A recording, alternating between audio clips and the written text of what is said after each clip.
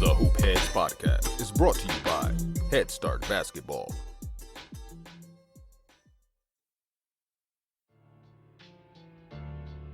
Hey Hoop Heads! Wanted to take a minute to shout out our partners and friends at Dr. Dish Basketball. Their Dr. Dish shooting machines are undoubtedly the most advanced and user-friendly machines on the market, and they truly accelerate skill development faster than ever. Learn more at drdishbasketball.com and follow their incredible content at Dr. Dish B-Ball on Twitter, Instagram, Facebook, and YouTube. Mention the Hoop Heads Podcast and save an extra $300 on the Dr. Dish Rebel, All-Star, and CT models. Also, make sure to check out the new Dr. Dish Home Machine, which is perfect for these crazy times when gyms and schools are closed. Visit drdishbasketball.com for details. That's a great deal, Hoop Heads. Get your Dr. Dish shooting machine today. Hi, this is JP Clark, former NBA assistant coach with the Celtics and Clippers, and you're listening to the Hoop Heads Podcast. Prepare like the pros with the all-new Fast Draw and Fast Scout. Fast Draw has been the #1 play diagramming software for coaches for years.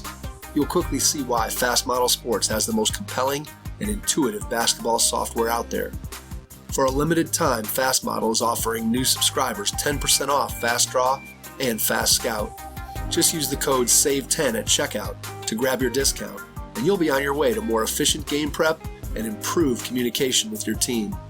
Fast Model also has new coaching content every week on its blog, plus play and drill diagrams on its play bank. Check out the links in the show notes for more. Fast Model Sports is the best in basketball. It's so fun to see these kids, first and second grade, and then you just see them progress, third grade, fourth grade, fifth grade, and you see these kids get better. That's what's fun, is because you look forward to coaching these kids. Think, God, someday, and I tell kids, hey, I can't wait till you get to high school, so we can coach you. I can't wait to see you, and that's what keeps you going. It's the kids. Dean Rahas has been the head boys basketball coach at Revere High School in Richfield, Ohio since 2002. During his tenure, the Minutemen have won multiple Suburban League titles and a district championship. Rahas has been named the Suburban League Coach of the Year 4 times and the Summit County Coach of the Year 3 times. Dean coached current Cleveland Cavalier Larry Nance Jr. as a high school player. Rahas was a 3-year varsity player at Valley Forge High School in the state of Ohio under Hall of Fame coach John Stavole. Dean was named third-team All-Ohio as a senior and went on to play his freshman year of college basketball at Ohio University, and later finished his career at Cleveland State University for legendary coach Rollie Massimino. Dean began his teaching and coaching career at Olmsted Falls High School under Coach Pat Donahue, and then returned to Cleveland State as a graduate assistant for Rollie Massamino before taking over at Revere. If you're looking to improve your coaching, please consider joining the Hoop Heads Mentorship Program. We believe that having a mentor is the best way to maximize your potential and become a transformational coach. By matching you up with one of our experienced mentors, you'll develop a one-on-one relationship that will help your coaching, your team, your program, and your mindset. The Hoop Heads Mentorship Program delivers mentoring services to basketball coaches at all levels through our team of experienced head coaches. Find out more at hoopheadspod.com or shoot me an email directly, mike@hoopheadspod.com. Our roster of shows is growing, so don't forget to check out all our other podcasts on the Hoop Heads Pod Network, including Thrive with Trevor Huffman, Beyond the Ball, the CoachMaze.com podcast, Players Court, Bleachers and Boards, The Green Light, Courtside Culture, and our team-focused NBA podcasts, Cavaliers Central, Nuck If You Buck, 305 Culture, #Lakers, Motor City Hoops, X's and O's NBA Breakdown, Spanning the Spurs, LA Hoops, The Wizards Hoops Analyst, Lakers Fast Break, and At the Buzzer. We're looking for more NBA podcasters interested in hosting their own shows centered on a particular team. Email us info@hoopheadspod.com if you're interested in learning more and bringing your talent to our network. Grab a pen and paper before you listen to this episode with Dean Rahas, head boys basketball coach at Revere High School in Richfield, Ohio. Hello and welcome to the Hoop Heads Podcast. It's Mike Klinzing here without my co-host Jason Sunkel tonight, who is down in Disney World with his family for spring break. But I am pleased to be joined by a guy that I have known for a long time, going back probably at least 30 years, I would say, probably longer than that. Dean Rahas, who is the head boys basketball coach at Revere High School here in Richfield, Ohio. Dean, welcome to the Hoopheads Pod. Thanks, Mike. It's really a privilege and honor to be on your show, and looking forward to catching up.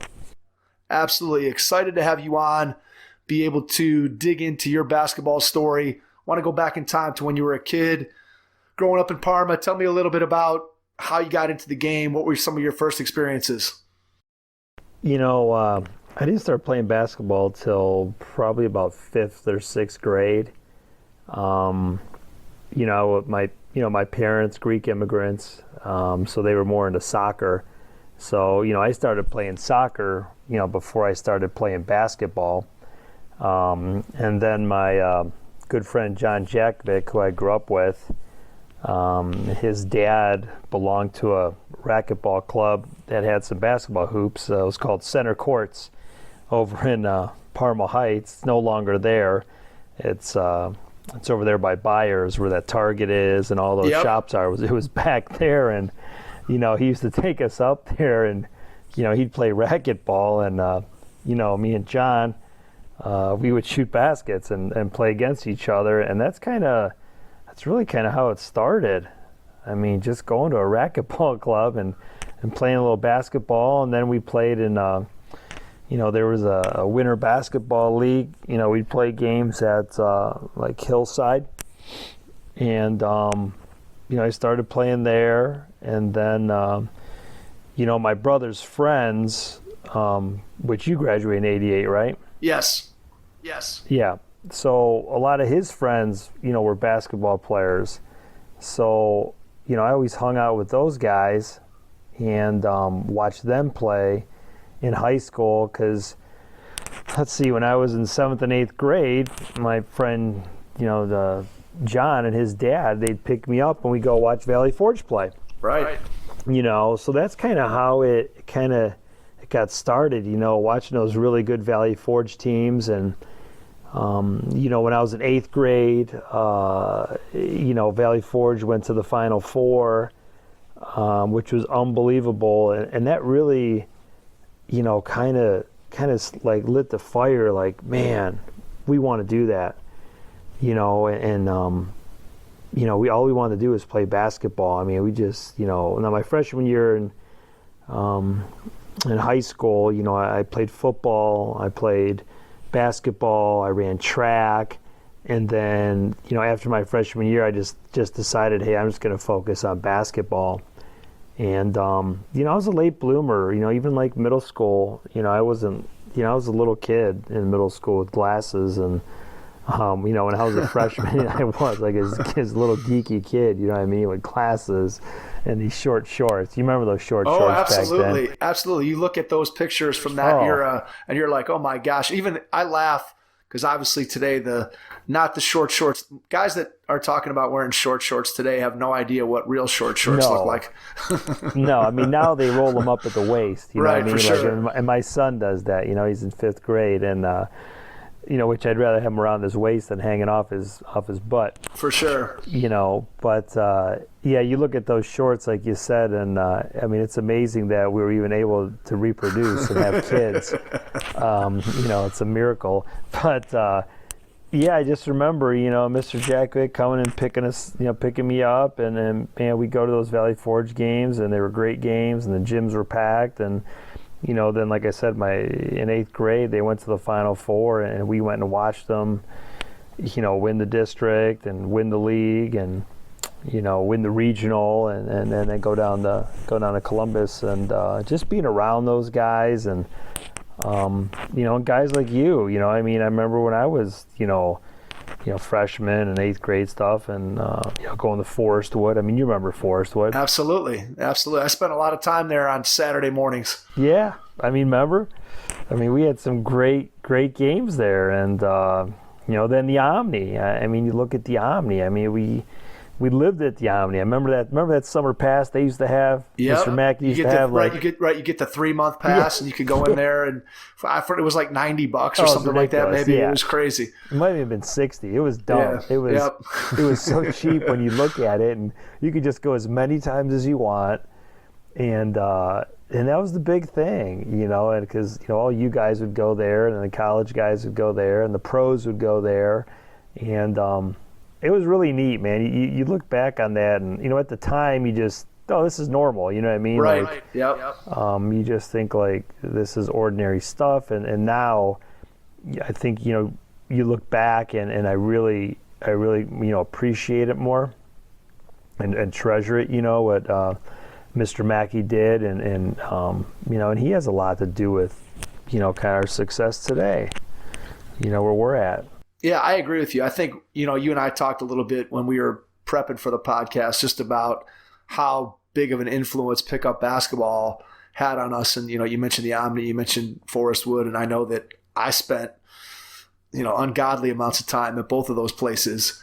And, right. And just, having an opportunity to play with players of all different ages and different, different abilities, and adults and kids. And I just think that it's something that kids today miss out on. And I think, just hearing you talk about your memories of that Valley Forge team that went to the Final Four and they lost to Columbus, Lyndon McKinley. I still remember I was there, and those guys were, from Bill Riggle and, Dave Berger and Larry McEwen and, Pat Teresi and Barry Smith and the whole, the whole group. I mean, those are guys that I grew up with playing. We used to go, and I don't know if it might have been gone by the time you were around, but did you ever go and play at Tri-C? Yes. On Friday nights for $1? Yes. And you would go and you'd sit in the hallway and get there like a half hour early so you could get in the first game, and then you'd pay your $1 and you'd go and play at this community college. Gosh.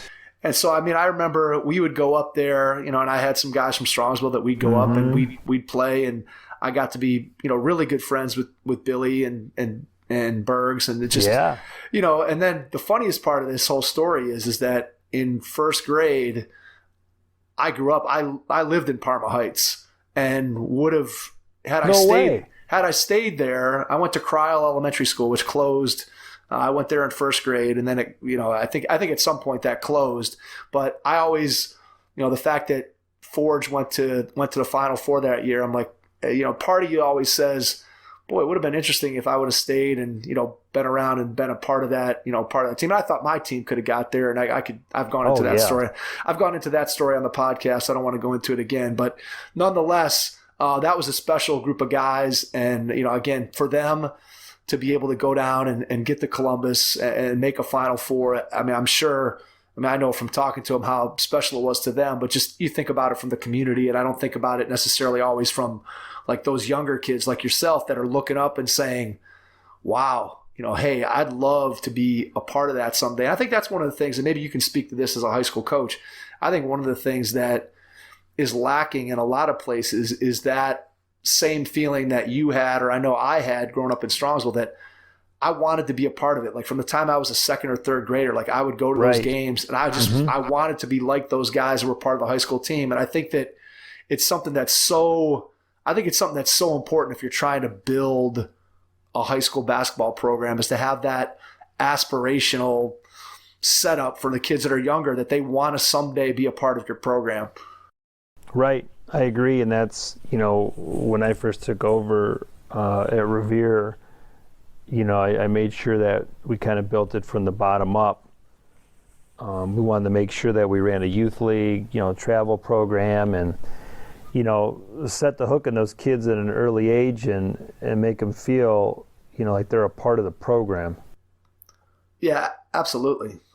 I think that's so critical. So we'll come back to it. We'll come back to your playing career, but I think this is a good thing to kind of jump into, talking about the youth piece of it. So how do you go about, what's your philosophy on your involvement as the varsity coach? Just kind of tell us how you have it set up at Revere to be able to set this up for success at the varsity level.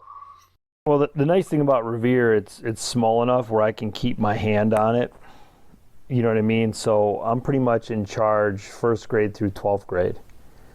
which is nice. And what we do, for example, we run a youth basketball league, right? First grade through sixth grade. And our first and second grade program is more like skills and drills with some playing. And we do this Saturday mornings. It starts maybe that last week in October, and we go through maybe the second or third week in December. And it's every Saturday morning. And for example, we'll have like first and second graders, 2 separate sessions, like 8 to 9, like 9:15 to 10:15, whatever.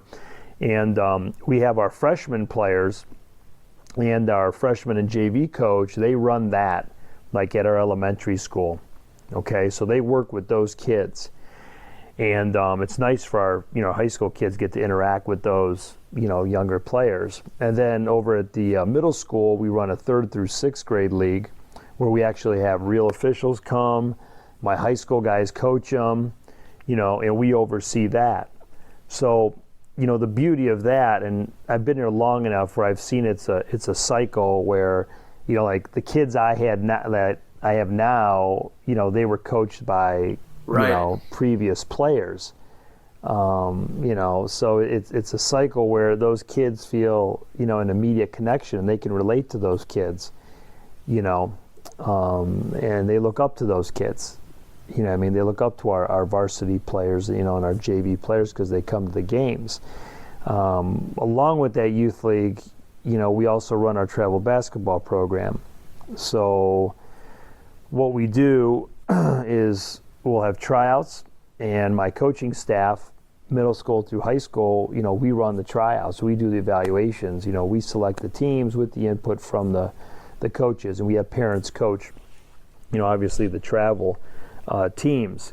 And then what we do is at every home game, we have a different travel team play at halftime for a little bit.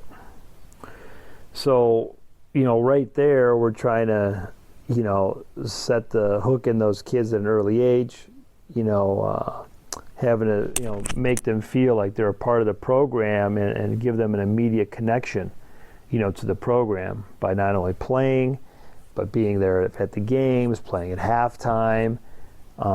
So it's funny because we were talking about this a couple weeks ago with my seniors. Like, hey, remember who coached you guys in youth league? And boom, man, they could rattle off their name. Right. They remember who coached them. You know what I mean? And it's funny. And I'll have guys who graduated a couple years ago be like, hey, whatever happened to so and so? What's so-and-so doing right now? How's he look? You know what I mean? I tell you what, Mike, it's great because, our first day of youth league, we do an evaluation, right? So we'll evaluate, the kids 3rd through 6th grade so we could put them on teams, right? Well, we combine 5th and 6th grade in a league. 4th is separate, 3rd is separate. But I have a draft.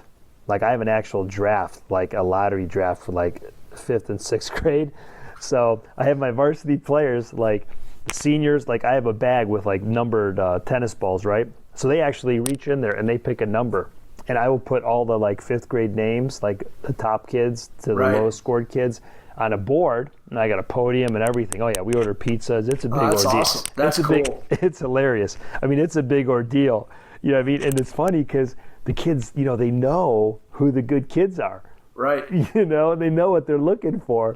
So, if they have number 1 draft and, they see a kid, maybe he's a top rated kid, they're like, no, I don't want that kid. I want this kid, so, it gets, that's cool. Oh, they fight over players. It's hilarious, and I always love when they, on a Saturday morning after a game and one of my varsity players will complain to me about, this kid does this kid does that. And I said, oh, now you guys know how I feel, huh? Right, exactly. You know what I mean? So that's awesome. And it's great because it's good that they interact with the kids, but they also interact with the parents, you know what I mean? Which is really good. To me, it's a win-win situation, that the community sees our guys interacting with the kids. And having a good time and teaching them basketball. So, and not everybody coaches the same. Some kids are pretty quiet. Some kids, I got to light a fire under them and say, hey, man, let's go. You got to communicate more. But they get into it. They're very, very good. They get in. Yeah, I think that's one of the things that when I think back on my own situation when I was a kid, that that's how it was set up in Strongsville when I was playing in like the rec leagues. Because again, at that point, travel really didn't exist and AAU didn't exist in the same way. So you were just basically playing in your community league. But just like you were talking about your kids remembering who coached them, and I have guys that I remember. I mean, I remember who all my coaches were, and conversely, and I still have guys that coached me that I'm still friends with today, that I still talk to. And It's funny, I actually have one guy that I talk to a lot. He and I were together on this trip, and we connected with another guy who was of a similar era to my friend, they're both older than me. And they were talking about how you described how they were fighting, your players are fighting over who gets who in the draft and all that. And they were reminiscing about fighting over who was going to get me on their team back when I was in, fifth grade and they were juniors in high school. And so it's just funny. And then I have kids that I coached that I still have connection to.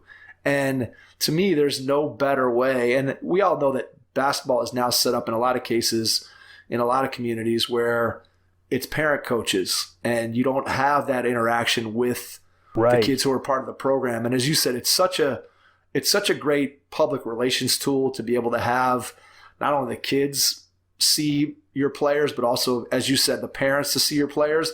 But then you just think about it too as a tool for your players to be able to talk in front of a group and to be able to interact with parents and to do all those things. I just think to me, there's so many benefits to it. And let's face it, every kid who's playing youth sports is being coached by lots and lots of parent coaches. Right. It's not often they're getting a chance to be coached by a high school kid. And so I just think that that's something that to me that makes so much sense on so many levels. There's so many benefits to it that, and I mean, obviously from hearing you describe it, it's clear that that's the way you feel and that's the way why you set it up that way. Yeah. And, our parents, we have parent coaches for travel, and that's great. But the nice thing with having another nice thing about having the high school kids is that they can just have fun. You know what I mean? It's organized, but still, it's about having fun. And another thing we do, Mike, is we require all of our travel basketball kids to play in our youth league. Like, they have to. Well, that's awesome. And I remember a parent asked me, well, why should they? They're better than those kids, right? I had a parent say this to me one time years ago. I said, you know what? I said, kids need to be able to play with kids of different skills and abilities. You know what I mean? Because I'm not going to create this monster that, we're travel kids. We're just, we're too good to play with the rec league play. No. You know what I mean? Because you got to teach kids, some tolerance, some acceptance, some humility. And when you start creating this monster of, especially at a young age. I mean, if you don't nip that at the bud at a young age, you're in trouble. I'm too good to play with those guys. Or you throw a pass at a kid who's wide open, it goes through his hands. You're going to look up in the stands and look at your parents and pout, or you're going to be a good teammate and tap that kid on the rear and say, hey man, don't worry about it. Next time, get it. You know what I mean? So that's why, I have that rule, that you have to play, our rec league if you're going to play in our travel program, because I think you're just teaching kids, life lessons of, again, tolerance, acceptance of others, of kids who have maybe less ability than you. Absolutely. And I love that because, one, you get kids too now who have to play a different role. So maybe on the travel team, they're the eighth man and they got to fit in, they play a role, but then on their rec league team, maybe they're the best player. And so now that requires a different set of skills. It requires a different way of interacting with teammates. And I think there's a tremendous amount of value there. And then when I was hearing you talk about, nipping it in the bud with getting out of control from the players, I think about it too from a parent standpoint, that like you start setting up this thing where parents are walking around, my kid's a travel kid. He's not playing in that stupid league over there, and then you got to deal with that when you get to high school where you have kids who have been the quote unquote travel players the whole way. And now suddenly other kids are growing or getting better or improving.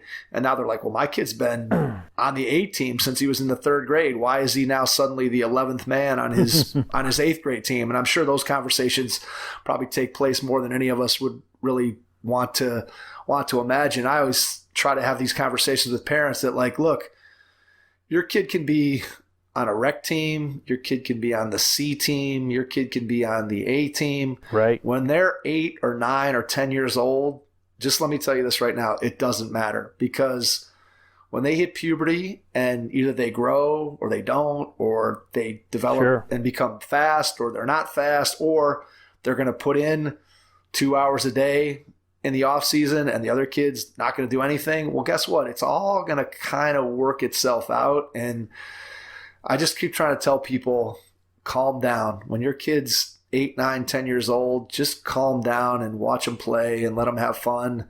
And it all is going to figure itself out eventually through, again, how a kid develops physically and then how their love for the game eventually develops. Right, absolutely, Mike. I mean, you couldn't have said it any better. And we always say that at tryouts, like, look, just because you're on the A team this year doesn't mean you're going to be an A team next year. Kids get better, kids get worse. I mean, that's kind of the thing that we really, emphasize. There's no maintaining. Maintaining is a myth. You either get better or you get worse. So nothing is, you haven't arrived. If the 5th grade basketball is the highlight of your basketball career, then that's not a good career.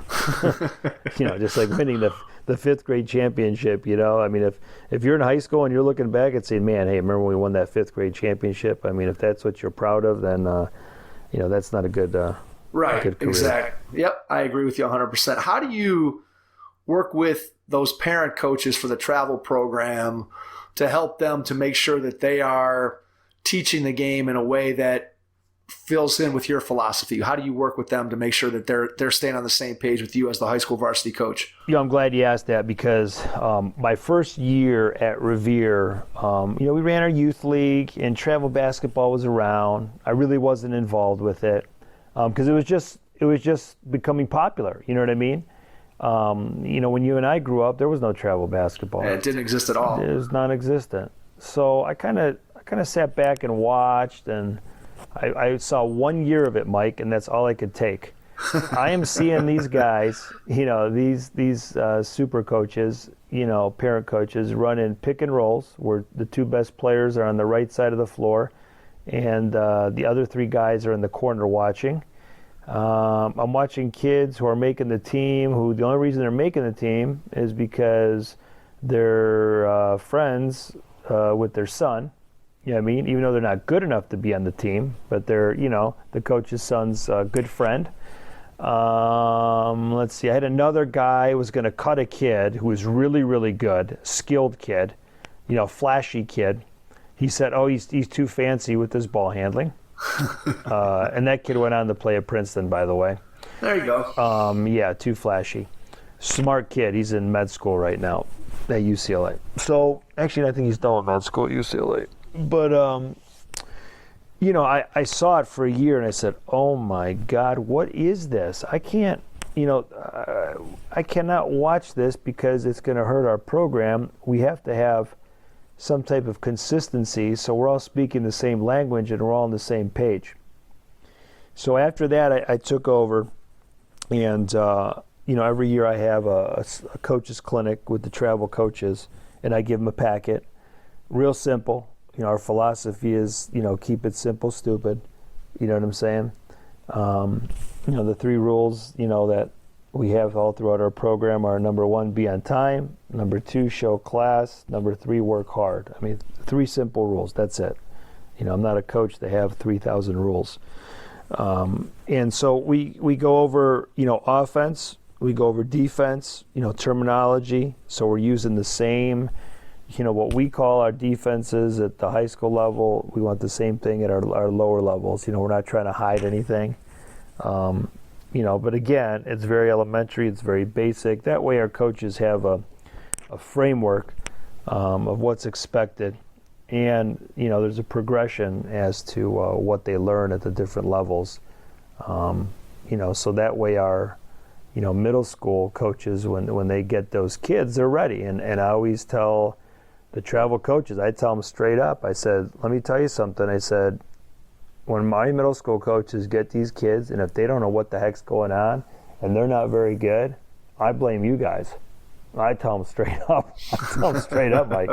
I said, that's on you guys, because you have everything in front of you to teach these kids what we need and what's expected. So when they come up and they have no idea what our man defense is, our principles, and they don't know our offense, that's on you guys. Yeah, I think that's key. You have to, if you're going to build that program like you talked about, being in charge of grades 1 through 12, then you have to take that responsibility of being able to teach. I think too often sometimes you just assume, well, yeah, they're going to teach what we want them to be, what we need to be taught. Right. And we all know that that's not the case. No. Those coaches tend to go rogue pretty quickly. So if you can get them on the same page, at least with the terminology, at least with a few key components that you want to do on offense, you want to do on defense. And so, as you said, once they get into your scholastic program, then you've already built that base that you can continue at each level. You can continue to go up and add bits and pieces to it until they're ready for the varsity level. Hey, coaches, parents, and group leaders. I want to introduce you to our newest sponsor, SnapRaise. SnapRaise is the nation's largest digital donation platform built to help teams, youth groups, and clubs raise money quickly and efficiently without selling products. SnapRaise builds your group a customizable campaign website, and students use their mobile devices to connect and engage with their biggest fans. My son's high school team used SnapRaise this season, and our team raised all the money they needed to fund their season, and then some. Getting SnapRaise started is quick and free. Just visit snapraise.com and you'll get connected to a local SnapRaise expert in no time. When you're thinking about putting together your coaching staff, and we all know that being able to find really good, especially middle school coaches with the time that practices and all that kind of thing, just tell me a little bit about your process for putting together a coaching staff and what you're looking for in some of your coaches at those lower levels. Yeah, I mean, I'm looking for, a guy that, understands the game, has some experience with coaching, obviously. It's coaching or playing experience helps. And, somebody that has a good attitude and good demeanor with the kids. Our program, our coaching style, we're not in your face, screaming, yelling, embarrassing kids, humiliating kids. I mean, that's just not our style. It's never been. I've never played for a coach like that at all levels, high school and college. And I always remember my high school coach, Coach Stavole, saying, hey, look, I'm not going to yell and embarrass you in front of people. If you're playing bad, you're already embarrassing yourself. People can see, they can see that you're playing bad and messing up. So I don't need to draw any more attention to it. Now, at halftime, I might get on you. After the game, I might get on you. Practice, I might get on you. You know what I mean? So, we want guys that are teachers first. We want guys that are going to teach the game. Unfortunately, basketball is, under-taught and overcoached. You have a lot of guys who want the magic defense, the magic offense, 50,000 plays, and, after they score, they want to tap themselves on the back. And, you need players to win. But, we want, someone who's a teacher and then a coach.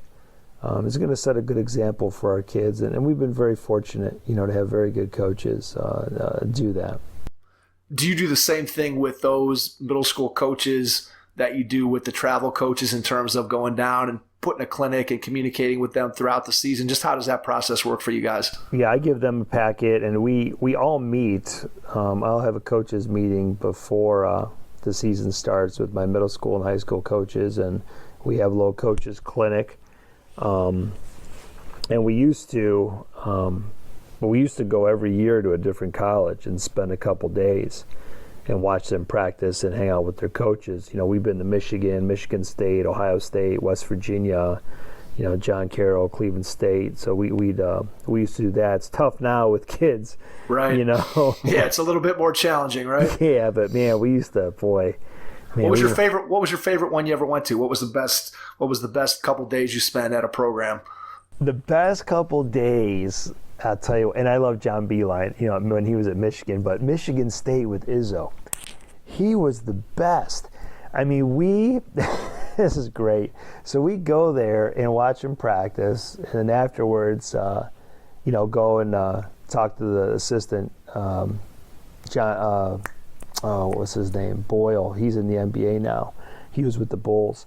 And then we talked to Coach Izzo. He was great. I mean, he just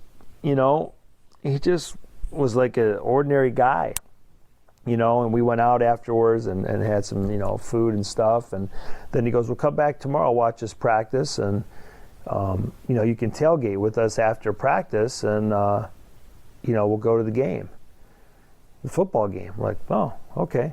So we go there, and I mean, it just treated us like he knew us forever. So off the back of his office, he's got his huge stone patio, and it overlooks the football stadium. So here we go there, and he's grilling out. We're just hanging out with them, and all those, Maurice Ager and Neitzel and all those guys, just like we knew them forever, like best friends. And we're just grilling out with them, and so we're done eating, and Coach is like, hey, let's go to the game. So I'm like, all right. So I'm just walking with Coach Izzo, like he was my best friend. We're talking, going to the game, and people, hey Coach, how you doing? And just so we end up going with him, and we go on the field. We Mike, we're on the field. I'm like standing next to the football players on the field, and this is during warm-ups, right, pregame. So then Coach is like, all right, hey, let's go to our seats, guys. So I'm like, all right, cool. So we go to our seats. They're like, first or second row, 50-yard line. I'm just, sitting next to Coach Izzo, just talking. That's awesome. It was great. I mean, they just treated us like, first class. And now he's, been a big fan of his. And, the year we went to Ohio State, Mike, that was the freshman when the Oden, those guys were freshmen. Oden, yeah, absolutely. Conley, yep. Daquan Cook. Oh my God! You talk about. Conley was so good, Mike. You remember? Was it Butler? Remember the other guard there was Butler. Yeah, was it Jamar Butler? Was that his name? Yep, I think so. Yeah. And he was, I think, a junior, and Conley was a freshman. Mike. Conley playing, it looked like someone hit a fast forward button. Jamar Butler could not keep up with him. I felt bad for him because Jamar Butler was a Big Ten player. Right, was a great athlete. Yeah, absolutely. And Conley just went through him like nothing. I remember looking at my coaches. I go, guys, you see Conley in Ohio State jersey? I go, you're not going to see him next year because he's not going to be very long. Yeah, yep. I said he will not be in an Ohio. I knew right away. I could just tell. I said he will not be in an Ohio State jersey next year. They're like, what? Come on, coach. He's a freshman. I go, just remember I said this. He did leave after his freshman year. And it's funny because he wasn't. Clearly he was a big time recruit if you're going to Ohio State, but he wasn't a big time recruit. No. Where he was definitely not a guy that anybody was looking at saying, oh, Mike Conley's going to be a one and done. He's going to be the fourth. He's going to be the fourth pick in the draft. Nobody saw that coming. Even after that season, as good as he was, I still think that I don't know that anybody would have said that he was going to go as high as he did in the draft. And obviously, he's had an unbelievable NBA career. And you could have got a lot of money for saying that Mike Conley was going to have a better career than Greg Oden back in those days. Yeah, because Oden was the one. They thought Oden was the guy that was really going to, pan out. But, man, I'll never forget that, watching him in practice, just seeing him go through, just up and down the floor like, oh, my God. Now, did his jumper need some work? Yeah, it needed work. But, man, he just had another gear. He could change speed so fast. He was so good. Now, then we went to West Virginia the one year and watched Huggins, and he's hilarious. He just rips kids. He's a different sort of guy. I'll tell you a story. Go ahead and finish yours, but I'll tell you a Bob Huggins story from when I was a kid, my interaction. I didn't directly interact with him, but got to see him interact with somebody else. Oh. But finish your experience with him. Oh, man. He's hilarious because, he'll just go off on a kid and rip him to shreds, and then he's joking around with the kid, later on. Oh, it's just so funny. Just a different style than Beeline. He was kind of more along the lines like Izzo. You know what I mean?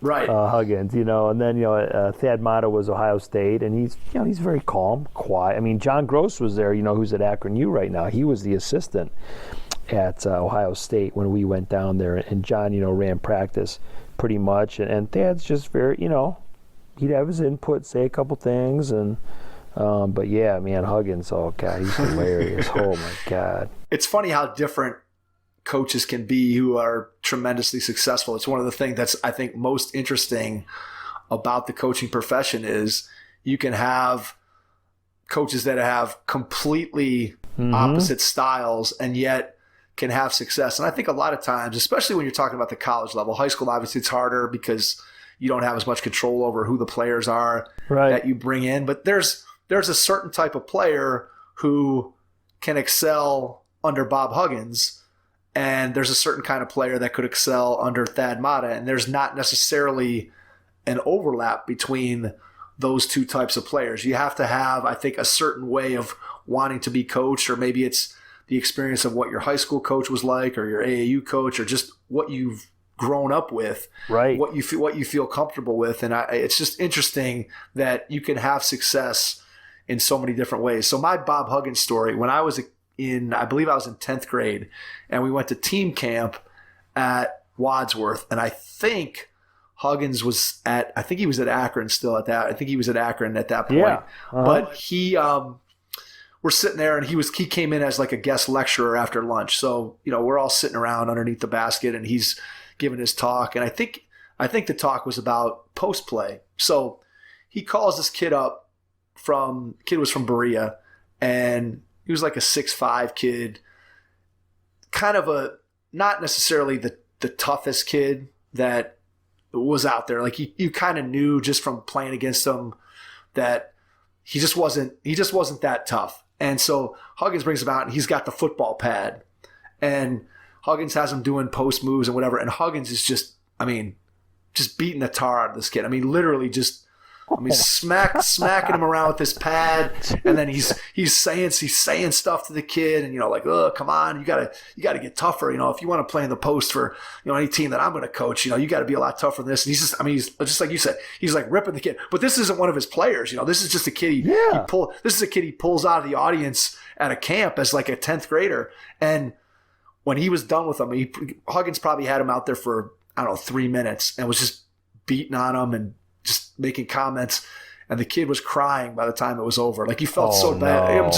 I'm just like, oh, it's just, so then you're like, oh my God. Yeah. I'm like, I don't know if I would have wanted to play for it. At that time you're like, sure. I don't know if I want to play for Coach Huggins if, he's making a kid cry in 3 minutes. That doesn't bode well if I'm going to try to make it through a 2.5 hour practice with him every day. So anyway, it was one of those things that it was kind of interesting when you think about what Bob Huggins' personality is like. Like right. you have to be the kind of kid or player that can take some of that in order to be able to get through and learn from a guy who obviously is one of the better college coaches that we've had in the last 30 years. I mean, he's had a tremendous amount of success everywhere he's been, right. But it does take a certain style of player to be able to play for him underneath that type of coaching style. Yeah, I agree. And that's the thing with coaching is, that's his personality. That's who he is. If he were to coach any other way, he wouldn't be as effective. Absolutely. I think that's really key is you got to be yourself. I know that when you think about, and I think you hear about this, and I think about myself as a coach, and especially back when I started, I mean, I've always been kind of a mild-mannered type of guy. And so when you think about my coaching style, and part of me always was like, oh, I got to get tougher. You know what I mean? Like I got to be able to yell.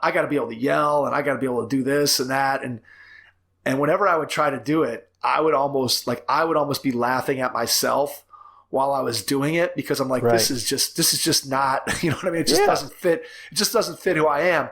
And eventually, after a year or two of trying to do that, I'm like, yeah, that's not going to work for me. I just got to be who I am, because kids sniff it out. You know, they like, if I'm almost laughing when I'm yelling, they're certainly, maybe they're not laughing right in my face, but I guarantee when they're in the locker room away from me, they're like, did you see Cleansing trying to yell at us? What's that guy thinking?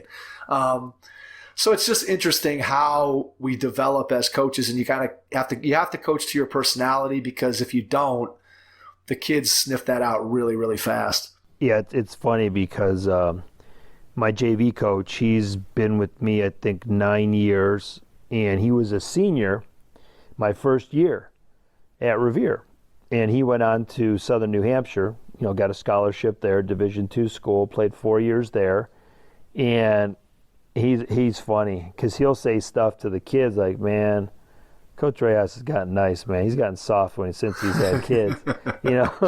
He goes, man, when I coached my senior year, he was yelling and screaming. So it's funny, to look back on, when you first start coaching, how you change. I mean, and anybody that's been coaching a long time, they're probably not coaching the same way that they coach, their first few years. So we laugh about it. Oh yeah, he's funny. And he's a city kid. You know what I mean? He came to Revere and came from Akron East, and he's funny. He always just say, man, coaches just, he's gotten soft. Coaches, and every now and then I'll get mad or yell or something like that, and he'll be like, yeah, that's the coach I know. That's the guy, right? That's the guy I remember. Where's he been? I wish these kids could experience more of that. I'll get up, There's definitely an evolution. There's definitely an evolution for sure. Yeah, and that's and especially in today's day and age, I don't think kids really respond to that type of coaching, and I've seen coaches who are volatile, who are screamers and yellers, and they've been successful, but then the moment they start losing, then things start to fall apart.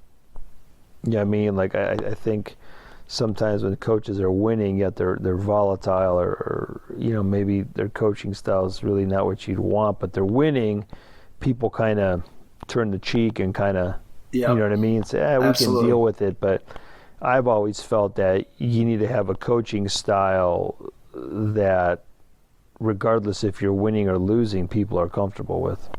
That's so true. I mean, it's interesting that you talk about that particular aspect, because when you think about what the image of a coach was when you and I were growing up, and it was much more of that Bobby Knight model of coaching, whether it's the my way or the highway, or just, I'm going to do things and you're the player and I'm the coach, and you're not going to ask questions. You're not going to do anything besides listen to exactly what I say. And I'm going to oftentimes say it in a way that may not be all that nice. And you just have to learn how to deal with it. Like I don't know if you've read Season on the Brink recently, but if you go back and you read that today, and you just listen to the language and the things that he was saying and doing to those kids, it's amazing that he was able to get away with it then.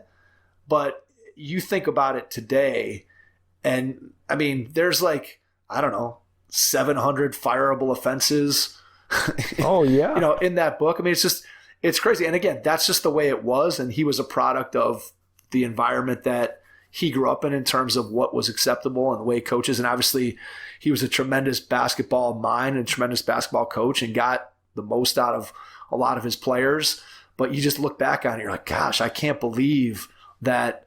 Like, if you were a parent and your kid came home and said, and again, it was different because kids didn't share things the same. I mean, I didn't come home and tell my dad or my mom what this coach said to me or that. No. Like that stuff didn't exist. You just did what you were supposed to do, and you took what you needed to take in order to be able to earn your playing time or be a member of the team or whatever it was. It's a totally different era. So it's like comparing apples and oranges, but it's so interesting to go back and read a book like that chronicles what things were like in 1984 compared to the way we coach today. And as you said, I think it's a really a little statement that you made there in terms of you have to be able to coach with a style that is going to be beneficial to kids, whether you're winning right, or you're losing. And if you do that, and I always say, for me, if you're doing what's best for the kids that are part of your program, then that's a pretty good compass for you to follow in terms of what you should be doing as a coach. If the outcomes are based on what's best for the kids in your program, then you're going to have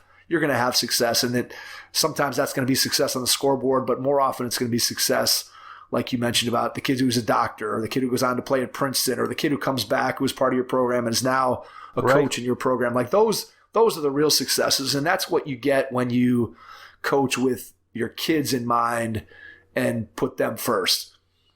Yeah, there's no doubt. Yeah, I totally agree. And it's funny you bring up Bobby Knight, because last night they had the ESPN 30 for 30 on Bobby Knight. The whole story about Bobby, it was great. You know, and we watched it with my son, and even my son just couldn't believe.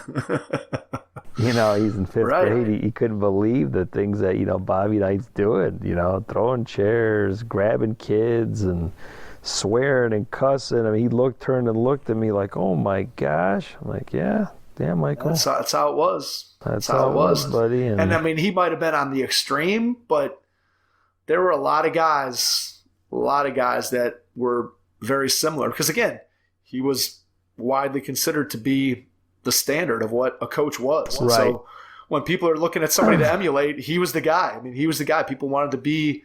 People wanted to be Bob Knight. They wanted to teach man-to-man defense. They wanted to play motion offense. They wanted to be that kind of stern taskmaster that Bobby Knight was. And again, it's just a product of his era.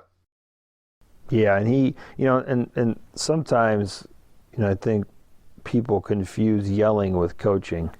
I agree. You know, they think that just because you're yelling and screaming, you're coaching, and you know, you don't have to yell and scream to coach. You know, it's funny when you hear, you know, people, things that they say, because I'm pretty mild mannered. Yeah, I mean, I can get my point across by not raising my voice. I can pull a kid aside and put my arm around and be like, "What the heck are you doing?" Right. What kind of pass was that? Are you serious? You just got beat 3 times. You just got beat 3 times. You're wondering why I'm pulling you out of the game. Are you watching the same game that I'm watching? You know what I mean? So there's subtle ways to get your point, you know, your point across to kids. But again, it all comes down to, you know, having a style that people are comfortable with, regardless of the outcome of the game. And heck, some of my best coaching jobs have been when we haven't won a lot of games. You know, it's not always just because you win a lot of games. We've been very fortunate to have a lot of great players and experience success. But you know, we've had some tough years, some thin years. But you know, we were able to get our kids to play hard from start to finish, and you know, enjoy, you know, success that way. You know, it's like you said, it's not always in the outcome. And my college coach, you know, Coach Massimino, you know, he'd always say, it's not the arriving, it's the striving. You know, that's important. You know, the process, you know, preparing for games, working hard, getting better, improving, not just because you win. You know, you won the game. So I always found that to be very helpful. Yeah, it is. And I think that as a coach, we obviously hear that a lot more than we did back when you and I were younger. I think more coaches have adopted that philosophy in terms of, look, we have to do what we do. We have to prepare the right way. We have to play the right way. And if we do that, we're probably going to end up winning more often than we lose on the scoreboard. But we can also judge our success in a different way. And I know that you're the same way that I am. Like, you can walk into a gym, and I don't care whether it's an AAU game or it's a 5th grade travel game or it's a middle school game or it's a high school varsity game that you're scouting. Like, you can walk into a gym and know whether or not the team is well coached. Even a team that's losing, like, if they're playing hard and they're organized and they're playing together, and you're like, look, that team may be 1-16, but that coach knows what they're doing. Like they have their kids playing to the best of their ability. And I think that's something that if you know the game, you can recognize what a well-coached team looks like. And then I always tell people you can also recognize who the best player on the floor is, even if they're not scoring a bunch of baskets. Like you talk to the average, whatever, parent of a high school kid, or you go and watch an AAU tournament and you see people sitting on the sideline. You took a little poll. You're like, hey, who's the best player out on the floor? Well, who has the most points? Who's made the most shots? Whereas you and I would sit and watch that game and go, look, this kid's totally orchestrating everything. He's missed 4 shots in a row, but you can tell like he's got good form and he's in the spots where he's supposed to be and he's setting his teammates up. And there's just a difference between a kid playing basketball and a player. And I think as a coach, you can recognize both of those things. You can recognize somebody who has a well-coached team, and then you can recognize a kid who really knows how to play the game versus just someone who's out there running up and down the floor. Yeah, no, absolutely. Absolutely. When did you know you wanted to coach? When was the first time that coaching popped into your head? Was it something that you always knew you wanted to do, or was it something that didn't come to you until your playing career was winding down? I would say, I would say probably when I got in college. I would say, my freshman year, I was at Ohio University. I played there my freshman year, and then I transferred during my sophomore year to Cleveland State. And, my high school coach, Coach Stavole, talked me into health and phys ed and the teaching and coaching, because I originally started off in, believe it or not, fisheries biology. Nice, there you go. At OU. And, there was like a lot of science classes and chem classes. I'm like, oh my gosh, am I going to be a fisheries biologist or a doctor here? And so I talked to my coach, like, hey, why don't you, get into phys ed, phys ed and health, and, teach and coach, and it's a good life, and, it's a great career. You get to work with kids. And then I worked some summer camps for Coach and really liked working with kids and coaching, and that's kind of where I got the bug. And then playing college ball, I'm like, yeah, I think I'd like to coach, be a teacher and a coach, and that's kind of how it started, And then I transferred to Cleveland State, and played there for 3 years, and I was lucky to graduate there in '97, and I got hired in the spring at Olmsted Falls. And then from there, I coached at Olmsted Falls. I was a freshman. I had my first team. Gosh, I had my first team. My very first year was '97, '98. I had a freshman team, and we ended up going, I think it was 15-5, and we won the conference tournament. And then the second year we went like 16-4 and lost in the conference tournament championship. Then I was varsity assistant my third year. I was full-time varsity assistant. And then my last 2 years, I went back to Cleveland State as a grad assistant while I still taught at Olmsted Falls. So I was a grad assistant for 2 years at Cleveland State, which was awesome because I got to coach with, Coach Massimino, and who I played for my senior year, because my first 2 years I played at, here, let me go back a little bit in terms of playing. You want to hear playing career? Or? Yeah, let's hear it. Okay. So, Valley Forge, played for Coach Stavole my junior and senior year. My sophomore year I played some varsity. We had a different coach. Coach Stavole had stepped down and retired. So we had Pete Nabokvic, was a nice guy. My sophomore year, and then he stepped down. Then Coach Stavole came back, which was awesome because I always grew up watching Coach Stavole and wanted to play for him, right? So he comes back. My junior year, we go like 11 and 11, 11-10, I think it was, something, maybe 11 and 10, and we had, it was crazy because we were young, and we had all these games where, like, I remember Lakewood, we're beating Lakewood by 20 at halftime. We ended up losing. We were beating Ignatius, who ended up going to the Elite Eight. All right, we just didn't know how to win. I mean, we were young. We didn't know how to close out games. So then we come back, senior year, lose our first 2 games. We lose to Ignatius, at Ignatius by 20, which nobody wins at Ignatius. I mean, they have the priests are the officials. But That's right. I can say that. And then we lose the Holy Name at the buzzer. All right, so here we're 0-2. And we had all these expectations. We're like, what the heck? We're supposed to be good this year. What's going on? So then we end up winning 21 in a row. And that was the old LEO with Shaw, Shaker, Cleveland Heights. We ran the table. All right, so we went 12-0 in the league. And I remember a great game. It was my senior year. We were 11-0. Shaker Heights was 10-1, and we were playing on a Tuesday night at Valley Forge. Sold out. Valley Forge is a big gym. Yep. I mean, the upper deck there in the home side filled. People standing room filled. So if we win it outright. If we lose, we co-champ. So we end up winning in overtime at the buzzer. I mean, you talk about an unbelievable game. I mean, just the shot goes in at the buzzer, and everybody they were like mice. They stormed the court, right? So then we meet Ignatius in the district finals, a little rematch. We end up beating them in the district finals, go to regionals, and we play McKinley at the Civic Center. We just played bad. We ended up losing by 6, but we played horrible, and we lost that game. Hey, hoopheads, we all hate ankle sprains, and they happen way too often. Ankle injuries are the #1 sports-related injury. Arise is trying to change that. With the iFast, your athletes get preventative protection and full mobility.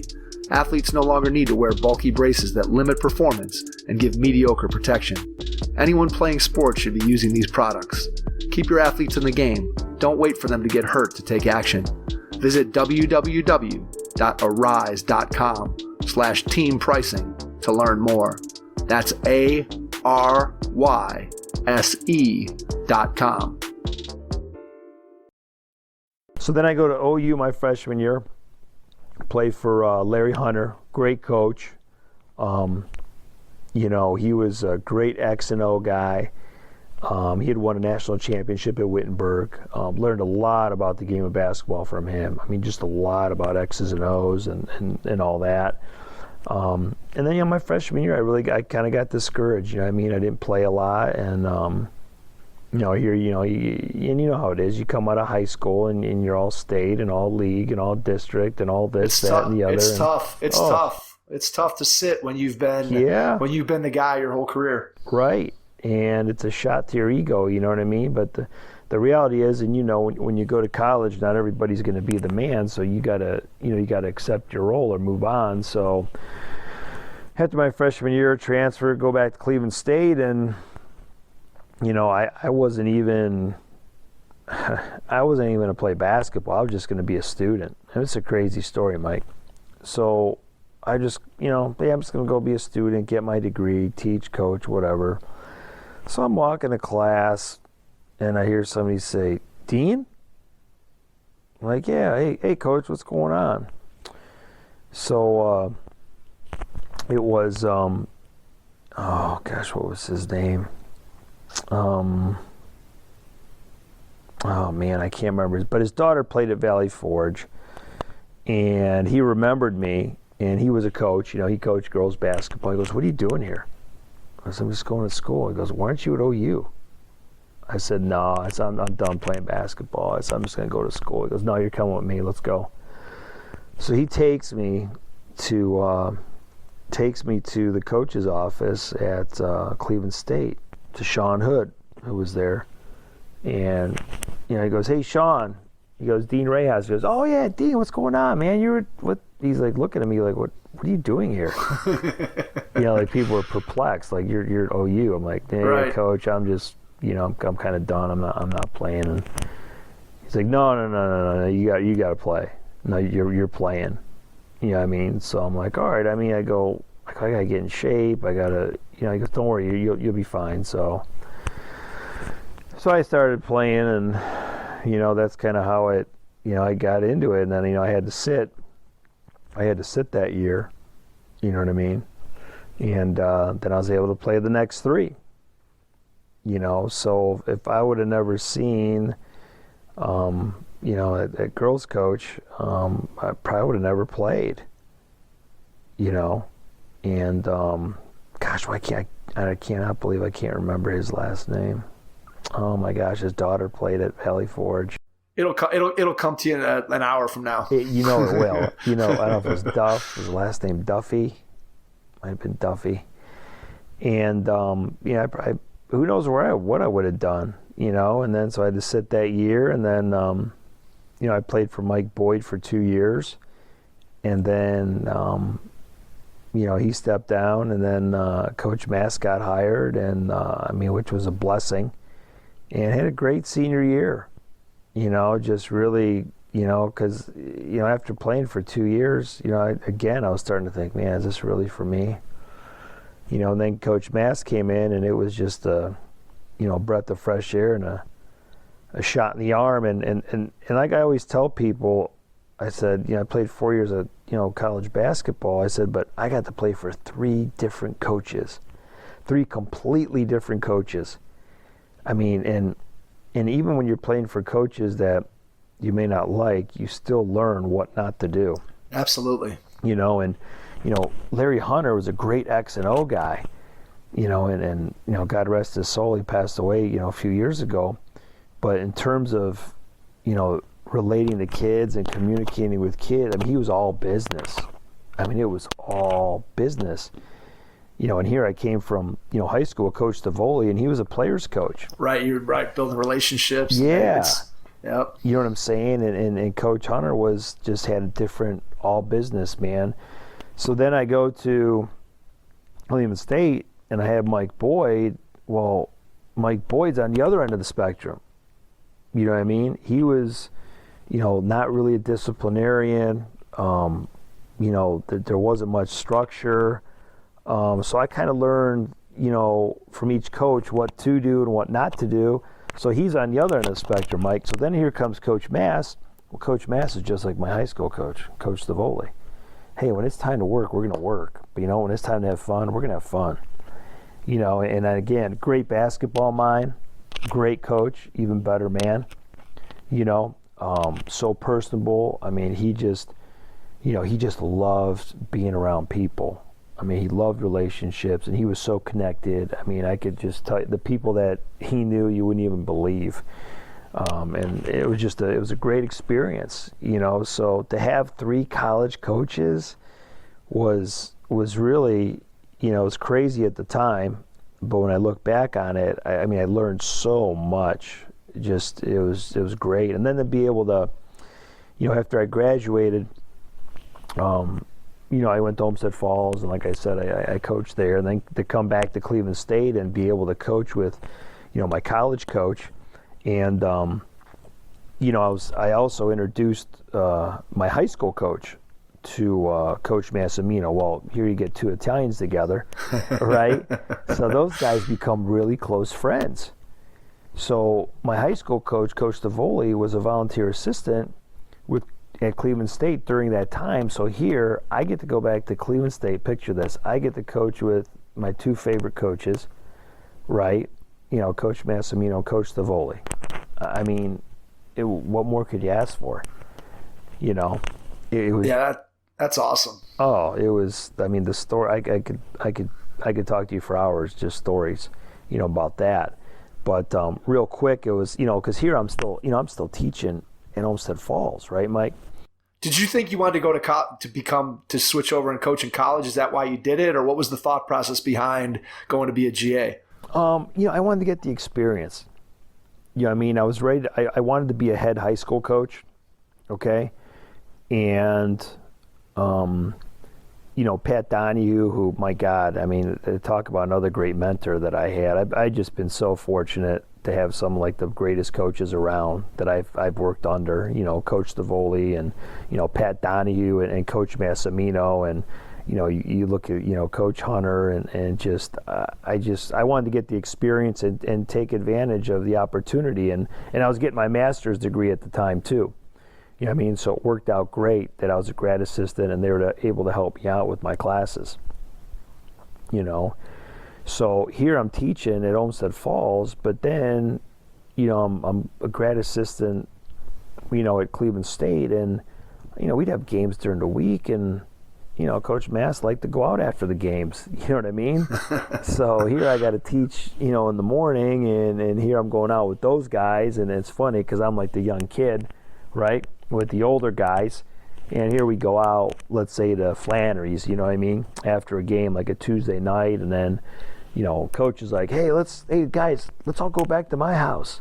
I'm like, Coach, man, I got work tomorrow. Like, no, Dino, you gotta come. All right, Coach, let's go.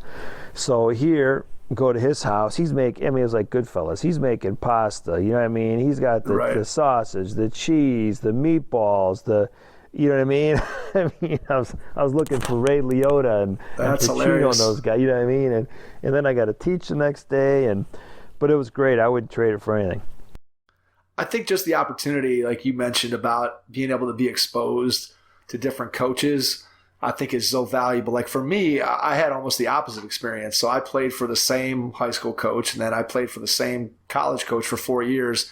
And so when I got done and I started coaching, in all honesty, the only thing I knew was what I had learned from those two guys. And I was probably a little bit naive and a little bit egotistical and thought, hey, I'm a good player and I know a lot about the game. And basically what I did was what those two guys did. And as a coach, that's what I modeled everything that I did. That's how I modeled the way I interacted with players. It's how I modeled X's and O's. It's how I modeled the drills that I did. Right. And I often wonder, like, what would it have been like if I had played and had more exposure to different coaches and different styles, and how might that have impacted me? And then it's just, again, it's interesting how your evolution as a coach, you kind of have to figure out who you are and what you are.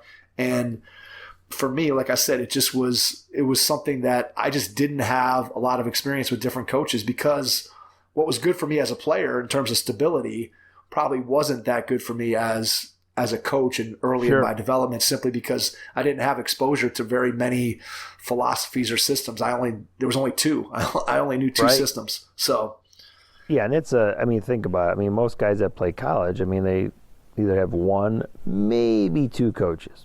Maybe. You know what I mean? But they have three. You know, that's a whole, and you look at, you know, I played for 3 college coaches who all won national championships.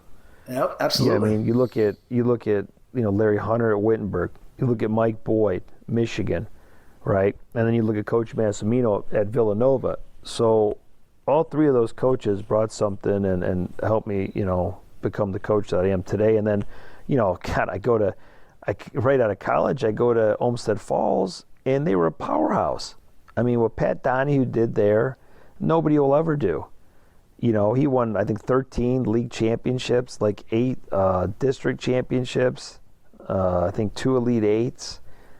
I mean, his winning percentage was ridiculous. You don't see that, you know, and for him to be there, I think 20 years or 20 plus years, what he did was just, so I learned a lot from him. You know, I go, you know, from having a Hall of Fame coach in high school, Hall of Fame coach in college, and then, you know, Pat Donahue is a Hall of Fame high school coach. You know, yeah, those are some great people to be able to learn from without question.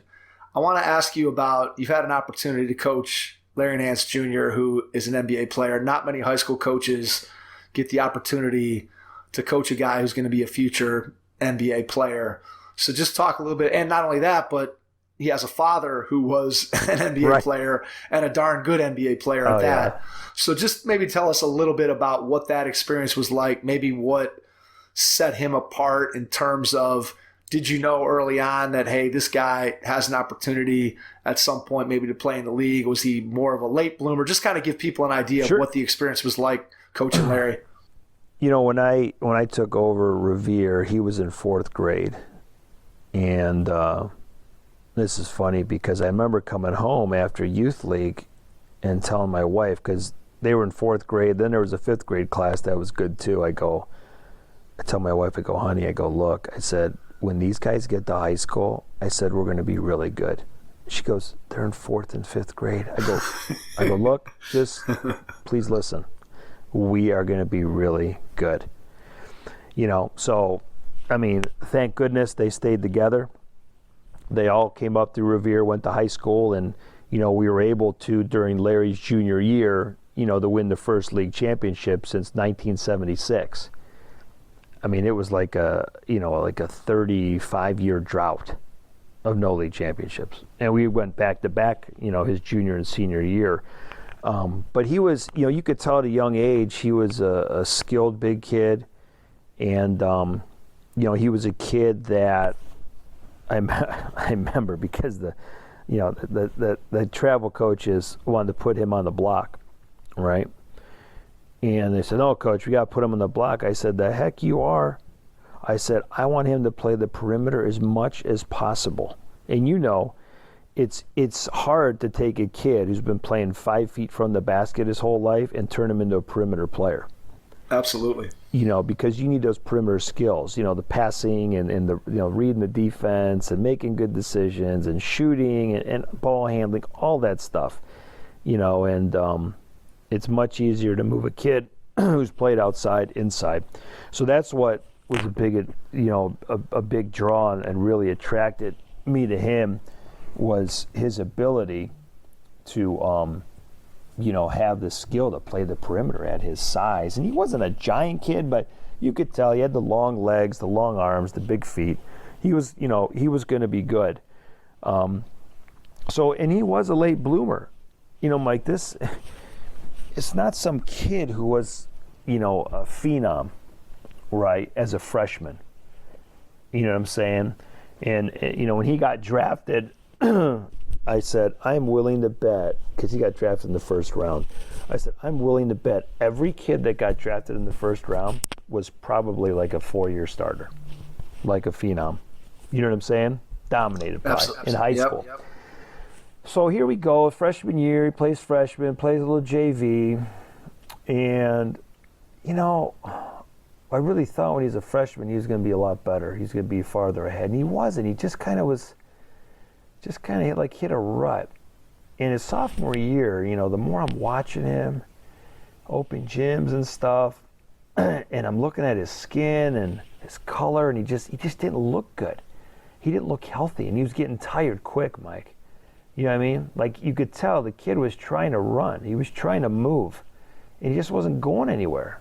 And he was very weak, so I told Larry Sr., I said, "Hey, Larry," I said, "why don't you go take him to the doctor?" I'm thinking to myself, maybe he's got an iron deficiency. You know what I'm saying? And so Larry goes, all right.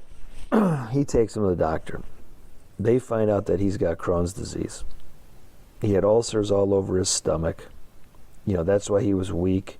He was tired. He didn't have an appetite. He'd just come home and sleep after school. So once they started treating him for the Crohn's disease, he immediately started putting on weight. He started growing. He started to, have more energy. He started to look healthy. You know what I mean? And he was like a new person. And he comes back his junior year. And he's coming off the bench for us. You know what I mean?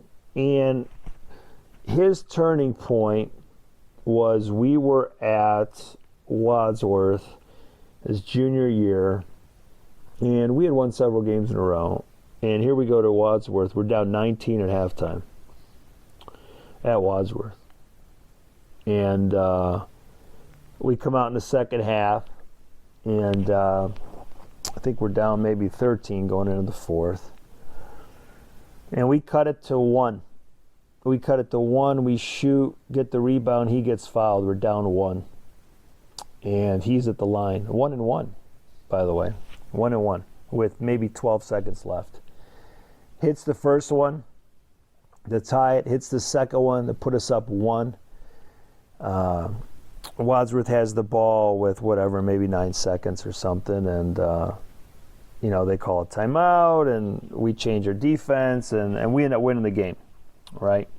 And that was really after that, he just went straight up.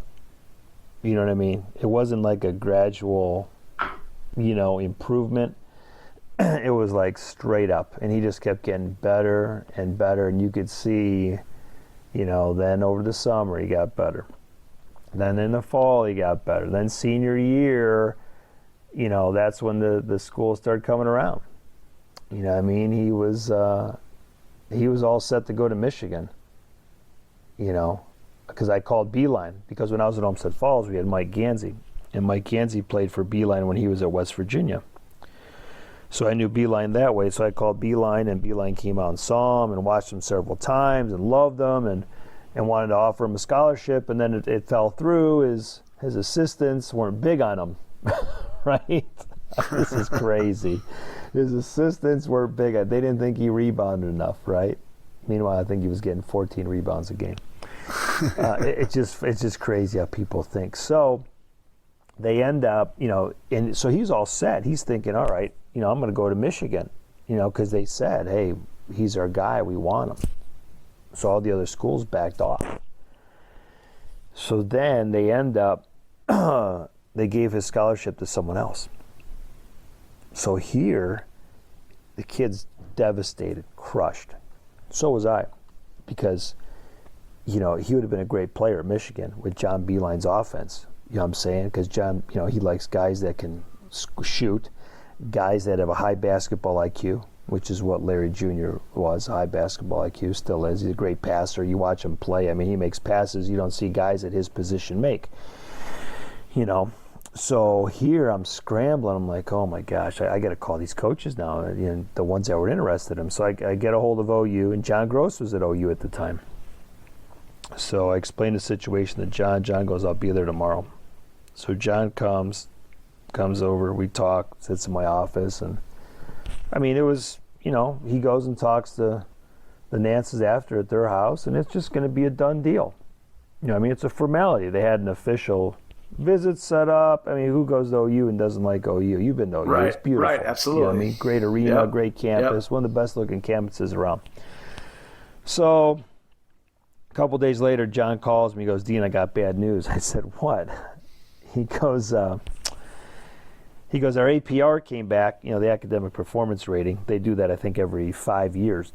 And we lost a scholarship because the coach who was there before John was O'Shea, and they had a kid who didn't meet the criteria, and then they took the scholarship, because if you don't meet certain criteria, the NCAA, could take a scholarship. So here, Larry was all set to go to OU, and they pulled a scholarship. So he goes to Larry Shyatt, flies in, comes and sees me. We talk. He flies Larry out. Larry comes back, and he's loving it. He said, I'm going to Wyoming. I'm saying, what? What do you mean you're going to Wyoming? I love it there, Coach. Blah, blah, blah. He goes on and on and on, right? And I'm thinking to myself, there's no way in hell he can go to Wyoming. Nobody's going to see him play. His parents are going to be able to see him. So I called John Gross. I go, look, John. I go, what can we do to get him at OU? He goes, well, he'd have to pay his first year, but after his first year, we get that scholarship back, and he would be put on scholarship. And even though he's not on a scholarship his freshman year, we can still treat him like a scholarship player. He can still start and play, this, that, and the other. I'm like, okay, great. So I call Larry Sr. I go, hey, look, this is the situation. I know you probably don't want him to go to Wyoming because he's going to be on the other side of the planet. Are you interested in doing this? So I explained to him, what I had talked with John about, and Larry goes, yeah, I'll talk to Larry Jr., about it and see what he says, and, may have him go on a visit. But by then, Larry Jr. was just, I think he just wanted to go to a place where he was wanted and he could get a scholarship. Right. You know what I mean? Which understandably so. For sure.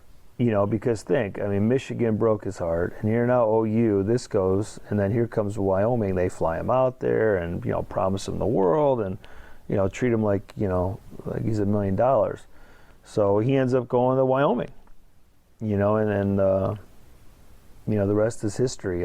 He just, it worked out for him, thank God. I was really worried about him going there. But it was a good move for him because it wasn't too big. You know, it was it's not knocking Wyoming in that conference, but it was a conference where he could develop his skills and his confidence, and he could carry that team, which is what he did his senior year. He carried that team to the NCAA tournament. They won their conference tournament, and he did blow his knee out, during his junior year, which it was amazing that he even came back the following year, Mike. I mean, I when I talked to him after he got hurt, he was kind of leaning towards sitting out, a year and then coming back. But man, he came back better and stronger, and which I couldn't believe. But it probably helped with the position that he played. I think it might be easier for a big guy as opposed to a guard. And the medical is so good now. Oh. It's amazing. It's incredible. It's incredible. Yeah. So they got him, and then he had a great senior year. His stock went way up, and the more I started watching him, I started thinking he's an NBA player. And I would even tell college guys, college coaches that were not sure about him. I'd say, let me tell you something about Larry Jr. I said, because I remember one coach came and watched him and said, Coach, I don't know if he's tough enough. I don't know if he's. I said, look. I said, if you want somebody that knows how to win, you want Larry. If you want somebody that makes people around him better, you want Larry. If you want somebody that you don't have to worry about doing dumb things off the court, you want Larry. I said, now, if you want somebody to go out there and start pushing someone and throwing bows and fisticuffs, I go, you don't want Larry. I said, but I will tell you this. If you don't pick him up, I said, in 2 years, you will be kicking yourself in the butt saying, why the hell didn't we get that kid? I remember as clear as day saying that to one of the coaches. You know what I mean? Yep. But it just, college coaches, they place so much value on, athleticism. For sure. You know what I mean? And there's so many guys that are skilled and they're athletic, but number one, they don't know how to win. Number two, they don't make guys around them better. So to me, if you can't do those two things, why in the hell do I want you? And, you look at Mark Few at Gonzaga, and yeah, granted, hey, let me tell you something. Butler would have beat anybody in the country that night. They were fantastic. They may have beaten some NBA teams that night. They were that damn good. All right, but you look at a guy like Mark Few, squeaky clean, not in trouble, no violations. He gets guys who look like average Joes, right? And he wins with them because they play together. I mean, that's why they won all those games and were undefeated. I mean, they were such a good team, but they met a team that was just that much better, But so Larry, ended up getting drafted, which was great. Got to play with Kobe, got to play with LeBron, and he's just a great guy. I mean, the whole family. I mean, his brother Pete, who's at Northwestern. I saw him last week. He shot me a text and wanted to come up to the high school and work out. So got him in the gym, got some shots up, and the older daughter who played at Dayton, Casey.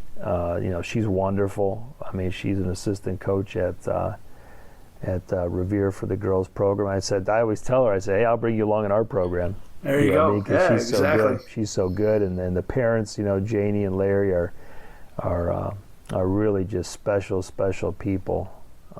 They're very humble, down to earth. They don't want any special treatment, or they don't want to be different than anybody else. And they're always very generous and kind and gracious. And my wife Lisa and I, we've become really close with their family over the years.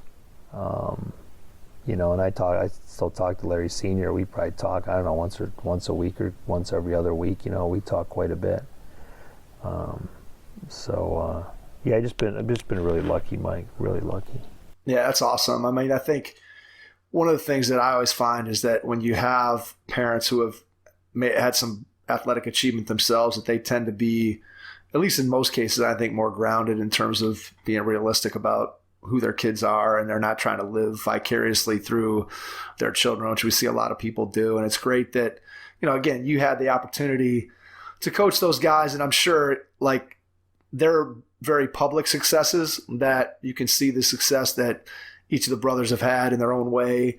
And then I'm sure you have a lot of kids that don't have the same type of public success, but you mentioned the kid who's in med school, and you talk about the kid who's, back on your coaching staff, and right. Those successes I'm sure are equally as important to you, even though they aren't as public. And I think that's really what coaching is all about is, we all love to win, and I know you're as competitive as anybody, and ultimately what happens out on the floor is important, but really you start talking about the impact you can have as a coach on kids, and you see that impact 5 years later, 10 years later, 20 years later, when they're having families and they're getting a promotion at their job, they're getting married, or they're having kids, or whatever it might be. And I think that's one of the things that coaching has really continued to evolve in that direction in terms of building those relationships. And I promised you that we would try to keep it to an hour and 15 minutes. Sorry. So I've already blown past my time limit, which I knew I was going to.